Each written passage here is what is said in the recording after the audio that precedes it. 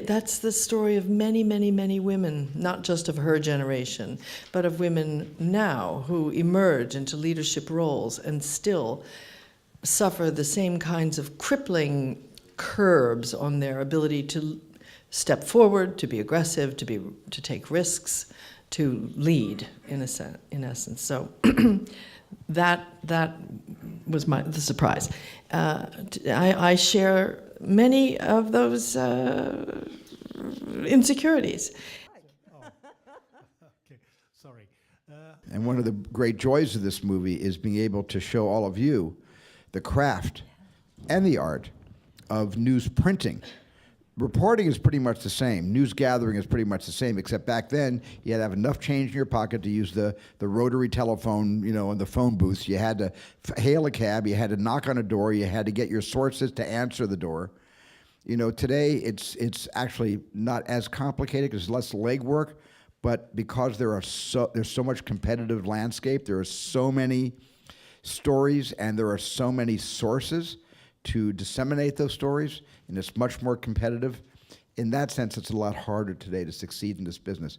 But the one thing that both of these eras have in common that really attracted me also to tell this story is two presidents declaring war on the news media. Nixon did not succeed, and he wound up, resigning. And I really feel that we shall overcome what all of us have been subjected to over the past 16 months. Tell this story, or did it come to you immediately? Of transition for women now. So do you consider that it is also your first feminist? Spielberg? Désolé. This comes at a particularly interesting moment, this film, when the first iteration of the script came to Amy Pascal, who's the first producer of it. She bought it 6 days before the election, where she fully anticipated that Hillary Clinton would be the president of the United States, first female president. And this would be kind of a nostalgic look back at the origin story of that kind of leadership.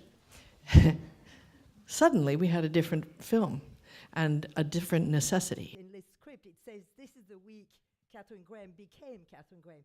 Did you really... 70, mais le propos est quand même très très moderne par rapport à la liberté de la presse. If she publishes, she could go to jail and lose everything. If she does not publish, what's the point of having a newspaper and being the boss? There is no, the risk on that is extraordinary.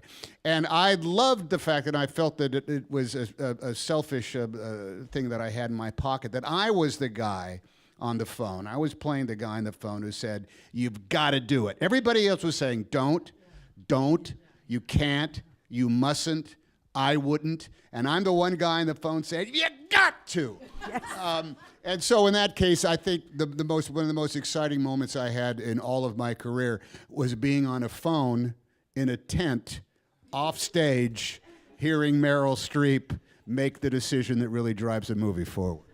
You are amazing in this film, and thank you for that. I adore you, Meryl.